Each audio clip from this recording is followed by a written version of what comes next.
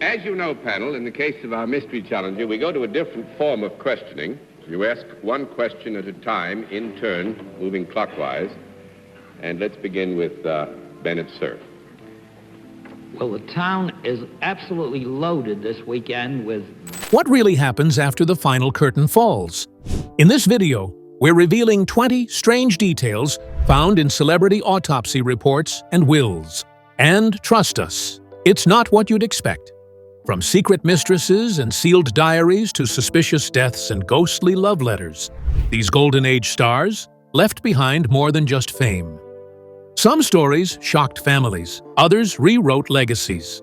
But everyone pulled back the Hollywood curtain just a little more. Stick around, because by the end of this list, you won't look at these stars or their deaths the same way again.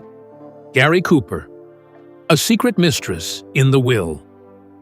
Gary Cooper was the ultimate American icon, the all-American cowboy, the quiet gentleman, the stoic hero of films like High Noon. To the world, he was a devoted family man. But when his will was revealed after his death in 1961, it included something that blindsided fans, a generous financial provision for his longtime mistress. The woman in question had been in Cooper's life for years, hidden from public view. Some say his wife knew, others insist she was completely shocked. The will never named the woman outright, but those close to the situation confirmed her identity soon after the documents became public. It wasn't a dramatic fortune, but it was enough to raise questions. Was this a quiet betrayal, or a last attempt to make peace with a double life? He lived for the screen, one biographer noted, but off-screen he was far more complicated than fans ever knew. Cooper's death became less about the man he was on film and more about the secrets he took with him and the one he left behind in black and white. And from secret affairs to secret gestures, our next celebrity left behind something far more haunting. Not a betrayal, but a gift that never stopped coming. Jack Benny, Roses from Beyond the Grave. Comedian Jack Benny was known for his perfectly timed pauses and his endearing cheapness, but his final act in death was anything but stingy. After he died in 1974, his wife, Mary Livingstone, began receiving a single red rose every single day. At first, she thought it was a mistake, then perhaps a sweet gesture from a friend. But the roses kept coming, every day, without fail. She finally discovered the truth. Benny had arranged for a florist to deliver a red rose to her daily for the rest of her life. The order had been paid for in full before he passed. Every day since Jack has gone, the florist has delivered one long-stemmed red rose to my home, she later told the press. I learned Jack actually ordered this before he died. One rose every day for the rest of my life. It was his way of saying, I love you, even after death. A final romantic punchline that no one saw coming. And perhaps the most beautiful thing he ever did. From roses to riddles, our next celebrity didn't send love. He tried to send a message from the beyond. Harry Houdini, the seance that never spoke. Harry Houdini spent a lifetime exposing spiritualists, fake mediums, and phony afterlife trickery. But when he died in 1926, he left behind one last mystery. In his will, he instructed his wife, Bess, to hold a seance every year on Halloween, waiting for a coded message only he would know. They had agreed on the message before he died, something only the two of them would understand. For 10 years, Bess kept the tradition. 10 years of candles, quiet circles, and whispers to the dark. But the message never came, at least not in any way she could recognize. 10 years is long enough to wait for any man, Bess eventually said, extinguishing the final candle. Still, some believe the message did come, and that she kept it secret. Others say Houdini never intended to speak at all, that it was his final trick, a challenge from the afterlife. His death left no clear answer, only silence, shadows, and a seance that became legend. And next, we shift from coded silence to the loudest family feud in Hollywood history, sparked by a single brutal sentence in a will. Joan Crawford, a final act of family revenge. Joan Crawford lived for control, on screen and off. Even in death, she made sure her final statement would cut deep. In her will, she disinherited 2 of her 4 adopted children, including her daughter Christina, with a chilling phrase, "It is my intention to make no provision herein for my son Christopher or my daughter Christina for reasons which are well known to them." No elaboration, no apology, just a cold, sharp dismissal. What followed was one of the most explosive Hollywood scandals of all time. Christina Crawford responded with the memoir Mommy Dearest, a brutal account of alleged abuse, manipulation, and trauma. Wire hangers, beatings, emotional torment. Whether all of it was true or not, the book changed Joan's legacy forever. Her will became more than a legal document. It became a symbol of buried pain and family war. And it turned her death into a new kind of drama, one where the curtain never really closed. Now, from sharp words to sharp style, our next Hollywood icon turned her goodbye into a couture farewell and left the world wondering who it was really for. Marlene Dietrich, the couture cold shoulder. Marlene Dietrich was elegance incarnate. Known for her fashion, her films, and her fierce independence, she curated her life like a work of art. So when her will was revealed after her death in 1992, it came as no surprise that it was precise and cold. She left most of her sizable estate to her daughter, Maria Riva, but almost everyone else in the family, nothing. She also arranged for her legendary wardrobe, filled with custom Dior gowns, stage costumes, and personal letters, and to be donated to museums, not handed down to family members. She was thinking of her image long after death. Riva said later, she wanted to be remembered her way, not how others saw her. To some, it was poetic. To others, it was punishment, a final snub wrapped in satin. Even her funeral was tightly controlled, just as she wanted. No outbursts, no surprises, just a legend, maintaining her mystique one last time. And from mystery to media backlash, our next story features a man whose ghost appeared in commercials against his own dying wishes. Fred Astaire, the dance he didn't approve. Fred Astaire dazzled the world with grace and elegance. He wasn't just a dancer. He was the dancer. His image was pure Hollywood gold. But after his death in 1987, that carefully maintained image took a hit. Why? A vacuum cleaner commercial. Astaire's will specifically stated that his image was not to be used for advertising or digital manipulation. He wanted his work, his legacy, to remain untouched. But in the mid-1990s, technology made the impossible possible, and his widow gave permission for a company to use CGI to resurrect him. The result? A commercial for Dirt Devil, featuring Astaire dancing with a vacuum instead of Ginger Rogers. Fans were outraged. Critics called it ghoulish, disrespectful, and a betrayal of the man's wishes. Fred didn't want to sell anything, one close friend said. He spent his life dancing with class, not for products.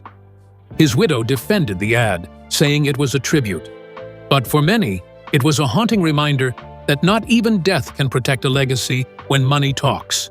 And from a legacy tampered with to secrets locked away, our next star's final request was to bury her truth for decades.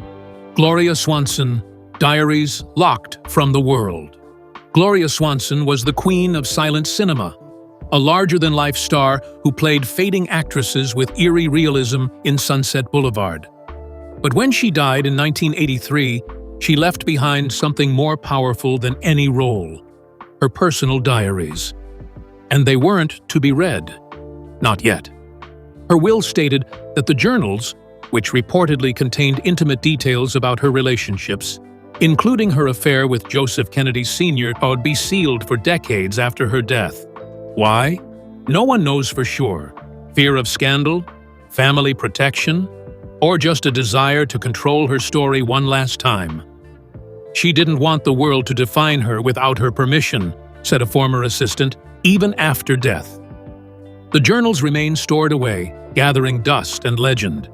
Scholars and Hollywood historians have speculated about what they might reveal: affairs, betrayals, lost films, even political connections. Whatever's in them, it's clear. Swanson wanted her silence to speak louder than her voice. And now, from a life hidden to a death in service, the next star left the world in a blaze of patriotism and tragedy. Carole Lombard, patriotic to her final breath. Carole Lombard was known for her wit, beauty, and quick-fire comedy. But her death turned her from starlet to symbol.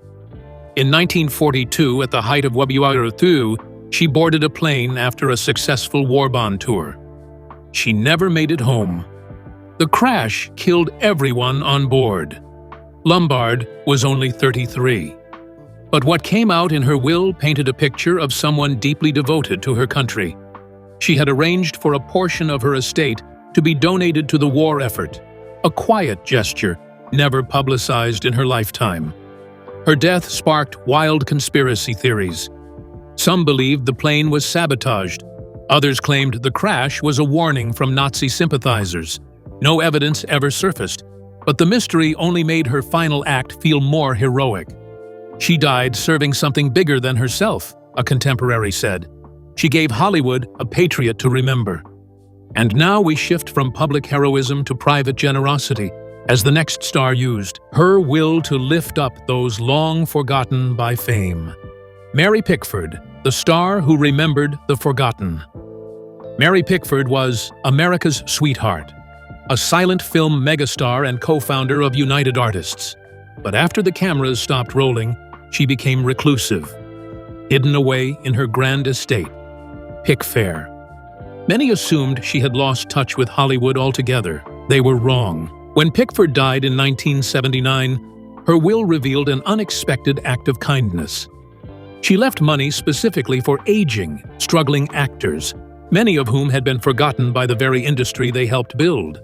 No press release, no public boast. Just compassion written into her final wishes. She never forgot where she came from, said a film historian. She remembered the ones who were left behind. Her bequest helped establish aid funds and retirement support for out-of-work actors, many of whom were living in poverty. And now, from kindness to confusion, the next autopsy revealed a fractured family and a Hollywood legacy torn in two. Douglas Fairbanks Sr. A legacy denied. Douglas Fairbanks Sr. was Hollywood royalty, a swashbuckling hero who co-founded United Artists and lit up the silent screen with charisma. But when he died in 1939, his will revealed a decision that confused everyone. He had largely cut his son, Douglas Fairbanks Jr., out of the estate. Most of Fairbanks' fortune went to his socialite wife, Lady Sylvia Ashley. His son, a rising star in his own right, received comparatively little. Was it a snub, a result of family tension, or was Fairbanks under the influence of his younger wife? He loved his son, but he loved control more, one biographer suggested. Fairbanks Jr. never spoke publicly about the will, but the rift remained visible, etched into the paper trail that followed his father's death. And so, the man who'd built his legend on family-friendly adventure left behind a private drama, one that outlasted even the most daring of his stunts. Coming up next, a platinum blonde icon whose riches vanished before she did, and the disturbing truth uncovered in her final paperwork. Jean Harlow, a starlet left penniless. Jean Harlow was the original blonde bombshell, magnetic, wild, and one of the highest-paid actresses of her time. She lit up the screen in Red Dust and Dinner at 8, and by the age of 26, she was already a box office powerhouse. But when she died suddenly in 1937, the autopsy was just the beginning of the mystery. Kidney failure was the official cause. But what shocked the world wasn't just how young she died, it was how little she had left behind. Despite her fame and fortune, Harlow's estate was almost empty. The reason? Her overbearing mother, known as Mother Jean, reportedly controlled every dollar she made. It was rumored that Harlow never even had her own checking account. Her mother handled her contracts, her finances, and allegedly burned through her earnings. Some say the money was stolen. Others believe it was mismanaged. Either way, Harlow died with barely a trace of her wealth. She had everything in life, and nothing at the end, said one studio executive at the time. It was a death that exposed the dark undercurrent of parental control in Hollywood, and a legacy tarnished by greed. And from one starlet's empty estate to another legend who played the long game, our next case turned into a real-life treasure hunt. W.C. Fields, the comedian who didn't trust. Banks W.C. Fields made his name by playing drunks and misers, but in real life, he was far more paranoid than funny, especially when it came to money. When Fields died in 1946, his estate turned into a bizarre scavenger hunt. Why? Because he didn't trust banks, and he had stashed his money in dozens of fake accounts under false names like Mr. Mahatma Cain Jeeves. Some accounts were tiny, others held thousands. Lawyers and family members scrambled to piece together the puzzle. It was like trying to solve a riddle left behind by a man who lived for the joke, but also lived in fear of being robbed. He was always laughing, said a friend, but he never let anyone close enough to steal his punchline or his cash. To this day, some accounts are still believed to be out there, untouched and hidden. A few may never be found at all. And from secret money to secret love, the next will held a name no one could see, and rumors no one could confirm. Rudolph Valentino, the will with a missing name. Rudolph Valentino was Hollywood's first true sex symbol, the original Latin lover. His death at just 31 sent fans into hysterics. People fainted at his funeral. Some even reportedly took their own lives in grief. But when his will was read, it added fuel to an already fevered legacy. Valentino had included a provision for a mysterious, unnamed beneficiary. The name was never revealed publicly. Speculation erupted. Was it a secret female lover? A male partner hidden due to the era's homophobia? A child he never acknowledged? No one knew, and the courts weren't talking. The silence was louder than any confession, wrote one biographer. That one blank space changed everything we thought we knew. To this day, conspiracy theories swirl. Some claim it was a socialite silenced by the studio. Others believe it was a male lover protected by the legal system. Valentino's will left behind more questions than answers, and a mystery as seductive as the man himself. Next, from mystery to surprise fortune, our next star was thought to be reclusive and broke. What she left behind proved everyone wrong. Greta Garbo, the millionaire. Nobody knew about Greta Garbo famously wanted to be alone. After walking away from stardom in the 1940s, she vanished from public life and settled into quiet, solitary living in New York. Most assumed she'd spent her fortune living modestly and privately until her death in 1990. But when her will and estate were revealed, the world gasped. Garbo had quietly amassed a $32 million fortune. She'd invested wisely in stocks, real estate, and art. No press, no attention. Just wealth, growing in silence. She left the bulk of it to her niece, skipping over Hollywood entirely. She was a ghost in life and a genius in finance, said one financial reporter after the will's contents became public. It was the final twist in a life full of mystery. Even in death, Garbo proved she was playing a different game than the rest of Hollywood.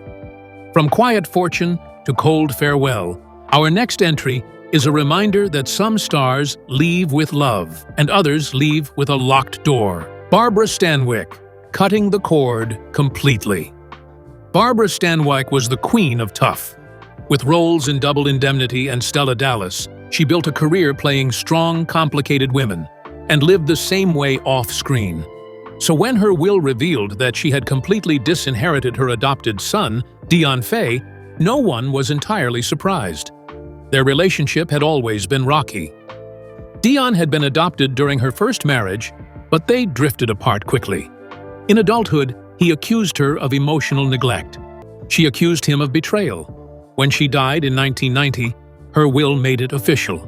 Dion was left out completely. "There's no hatred," she once said in an interview, "just silence." The coldness of the gesture echoed louder than words. No explanation, no closure, just legal erasure, and the end of a mother-son relationship that had quietly broken years before. Up next, a leading man known for grit and guns leaves behind a gentle whisper and a gold whistle that said everything he couldn't. Humphrey Bogart, the whistle that said everything. Humphrey Bogart was the original tough guy, the face of Casablanca, the Maltese Falcon, and a dozen other classics. But when he passed away in 1957, he didn't leave behind a fortune with controversy or a hidden scandal. Instead, he left something small, personal, heartbreaking. In his will, he gave his wife, actress Lauren Bacall, a gold whistle, the same one she had given him years earlier during the filming of To Have and Have Not.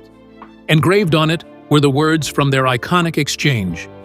"You know how to whistle, don't you? You just put your lips together and blow."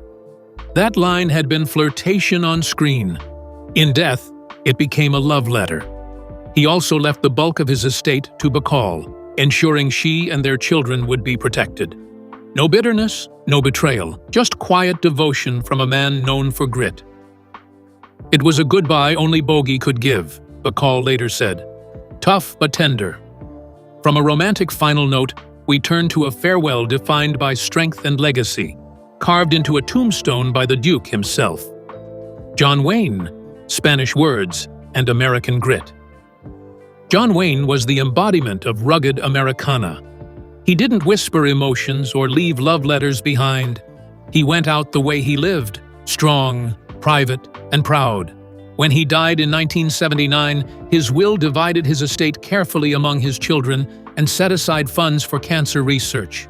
But what caught everyone's attention was what he had carved on his tombstone. In bold Spanish script, feo, fuerte y formal. Roughly translated, it means ugly, strong, and dignified. Wayne had told friends that the phrase summed up his life. He didn't want poetry or gloss, just the truth, unpolished and honest. "That's how I see myself," he once said. "I'm not here to be pretty. I'm here to stand tall." His autopsy revealed the full toll of years of smoking, lung and stomach cancer. But he faced death the way he faced every role, head-on.